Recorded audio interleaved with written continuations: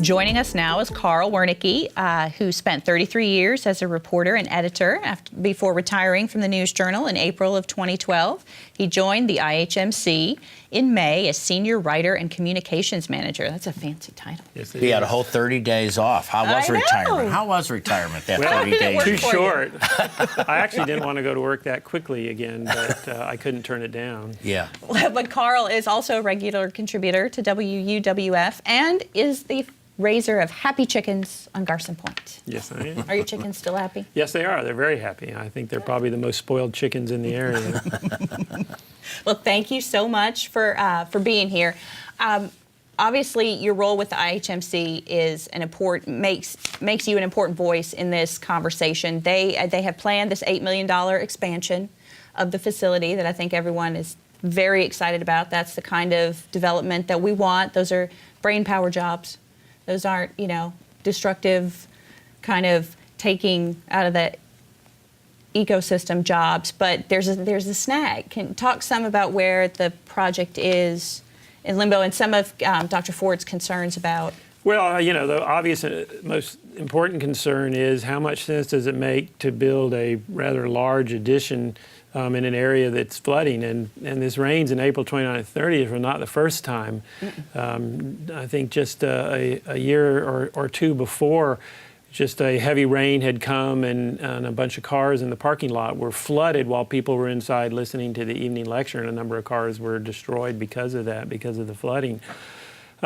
But it raises all kinds of problems. For instance, we immediately started looking at some engineering solutions to the building, mainly raising it higher. It created all kinds of problems. Among other things, just the broader footprint it would take to bring the building up would throw more water out into the neighborhoods. Aragon, of course, had drainage problems from the flood.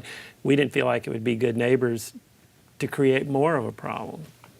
It's complicated because, when you think you're doing the right thing by elevating the building, you sometimes are inadvertently making it worse. Yeah, and we just believe, we're in the core of downtown. We're surrounded by expensive real estate, a lot of very nice homes, a lot of businesses. We're within walking distance of everything downtown.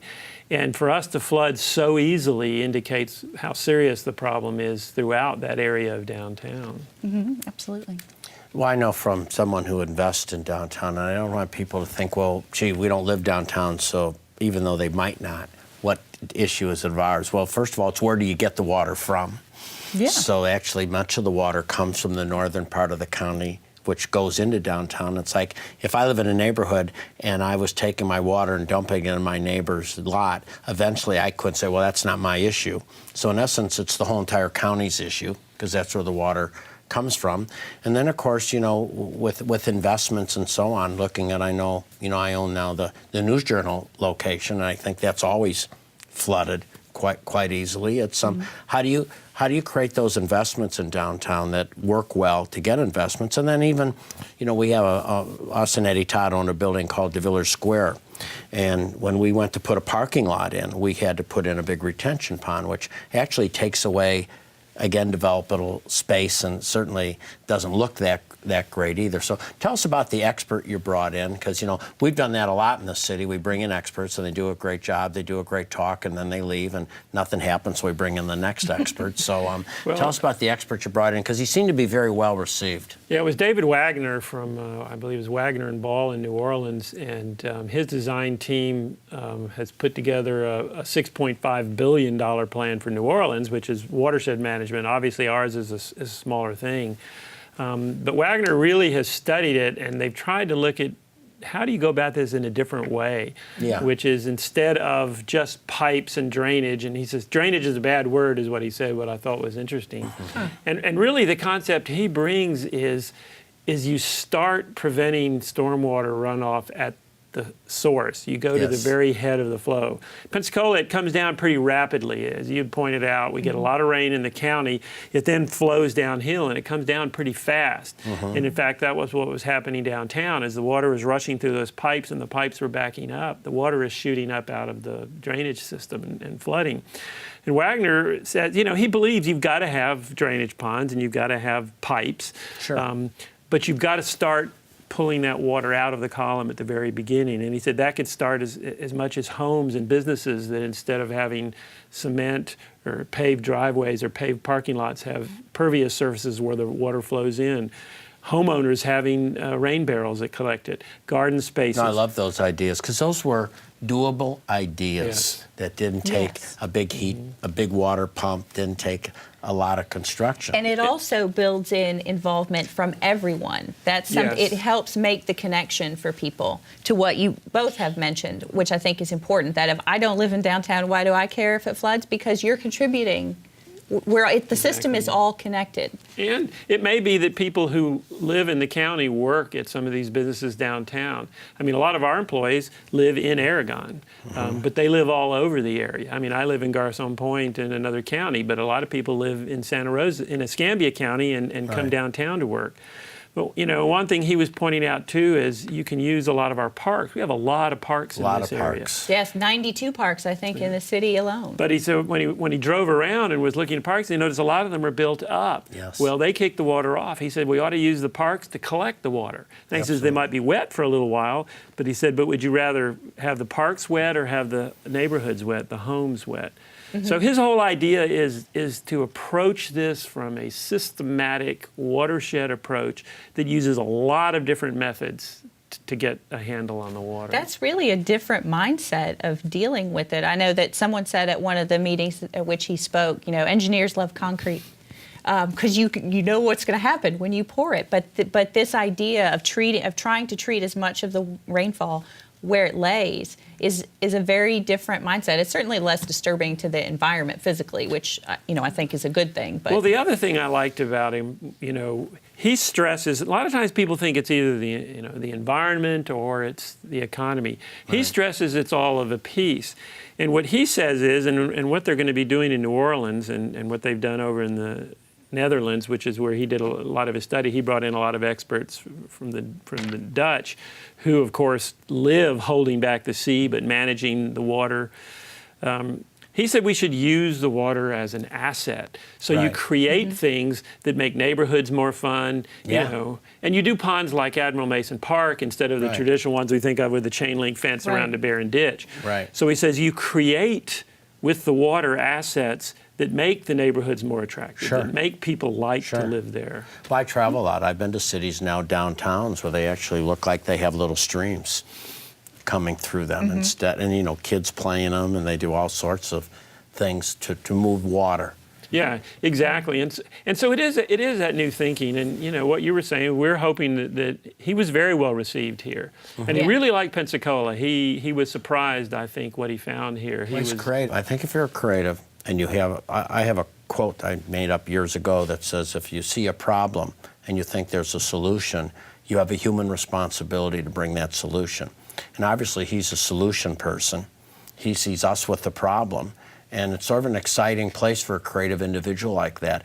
And to use a unique way, which also, there's probably some people won't like this, but, sometimes if you build things, you pay a lot of vendors and a lot of people to build those things. And this seems like a multiple tiered approach, but I think it's exciting. I mean, I think it's got me looking at, if you put a parking lot in, instead of just putting a big blacktop parking lot, are there different ways to do that for drainage? And that's sort of a lot of what we're talking about. Well, there are a lot of interesting things. I know at the meeting at the Civic Center, for instance, when people raise the issue, if you just look at downtown, which is now it's kind of at the bottom end, but you can do things. There are 7 acres of parking lots surrounding the Civic Center, all paved. Right. If you started converting that into pervious surface. For the listeners, tell us what pervious is. It allows the water to soak in. Impervious is your typical asphalt. So what would pervious material be? There are a lot of different things. They have some different materials they make that looks, I think, a lot like cement, but it allows the water to pour through. They also have like paving blocks that have a structure that will support a car, but it's in between. You fill it with sand or gravel. No, I've seen those. Whatever. I've seen those And I'm sure there are other ones too. So it's something that allows the water to come through, but still strong enough to accomplish the goal. Exactly. It's an effective parking lot, but the water will now flow into it. Someone even suggested there's 3 acres of roof on the Civic Center. If you put a green roof up there, it soaks up the water instead of kicking it off. But those are the ideas. So they're saying that there's 7 acres. I think Larry Johnson, the city councilman, said, well, why don't we do the same thing at City Hall? Make that a pervious parking lot. Well, in fact, one of the things we all know is we probably have more government parking lots than most cities. They do. They call it a Pensacola parking syndrome. That we do. We've torn down buildings in the past to make parking. Right. So I think those are some. Even though it's not simple, you have to start somewhere. Yeah, it's not simple, but once you get the thing in progress, then one thing follows after the other. It's not as hard as it could be made out to be. Right, and now there's a body of knowledge on it now, and I think probably what Wagner and his team did in New Orleans has really advanced it. So in a sense, we're taking advantage of the knowledge they've learned, even though it's a different challenge in New Orleans. 50% of the city is below sea level. We're all above sea level, but it's that rapid difference between the county and the downtown. Well, it's vital to do because, one of the things we talk about, Carl, is when you try to create a vibrant downtown, which every research shows is vital to a success of a county. You have a vibrant downtown. We go through a couple of challenges here in Pensacola area. 2 of them. One is building cost is a little higher, which would be okay if our wages were a little higher. So if you're sitting in Houston and your building costs are a little higher, but the wages are such that somebody can afford $2.50 per square foot of rental, you're probably okay. Or you can have building costs that are lower, which then you're okay if your wages are lower because your building costs are lower. But what we've got in Pensacola right now is more expensive building cost, many times because of the things you have to do in the past of building up, doing a lot of things. Of course, the hurricane structure. As we're talking about, at Studer Institute, our study showing that our wages have slipped compared to the rest of the state. So I think creating up with creative ways, which allows somebody to invest, but not invest in a way where your building costs are so expensive that you can't do a project or you can't make it affordable for people to live in. And I'm sure for your $8 million or so at IHC, you want to get the most bang for the buck, per se, because you bring in jobs that every city would desperately, desperately want. Well, what you were saying, Ken Ford has for years, the reason IHMC is where IHMC is because he believes downtown Pensacola is one of his best recruiting. I met Ray Gindros through Ken Ford, who we brought in to do a lot of the downtown. The young people who seem to predominantly make up our workforce, they love to be able to walk, to ride their bikes, to be able to go down the street to a coffee shop, to have numerous restaurants available for lunch. That urban space is something that Ken actively markets, and it works. In IHMC, we believe is the kind of business that this area wants. Our average salary is over $100,000. Right. And for this area, that's pretty darn good. That's pretty darn good anywhere. The truth is IHMC could locate anywhere. Right. And there are plenty of places that would love to have it.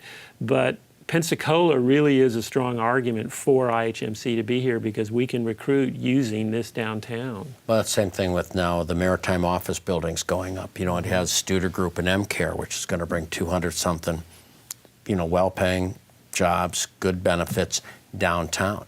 And, we're a for-profit company, so I think our property taxes alone will be over $200,000.